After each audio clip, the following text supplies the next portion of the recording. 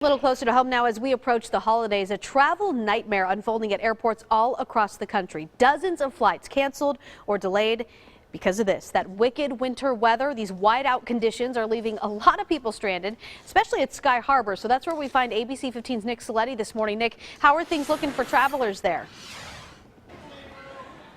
Danielle, I'll say good for the most part, but I want to show you this. If we take a look at the flight board, Frontier especially, which is the airline that's had a lot of these issues, this flight to Cincinnati here that was supposed to leave at 9 o'clock, it is canceled. Other than that, though, all of these flights are on time. They are on schedule, but Frontier actually had to cancel 70% of its flights over the weekend because of that big snowstorm, and they're still trying to play catch up this morning. So let's go ahead. We're taking action for you, talking about different tips that you can do to try to make sure that you are avoiding those travel headaches. The first thing is check out other airlines for last-minute deals. So this is, for instance, for the Frontier folks who maybe their flights were canceled. Sometimes you can still find a last-minute deal.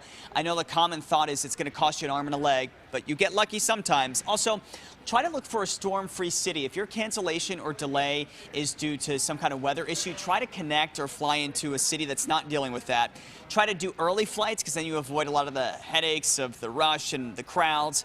Also, try to get direct flights and keep the essentials with you, like medications. We've heard stories about people checking their meds and then their bags don't get there, something happens, they don't have their meds, that's bad news. And finally, don't be afraid to ask airlines for compensation if you feel like you've been wronged, if you feel like they need to somehow make it up to you. I mean, this is a business and they want your business back, so always keep that in mind.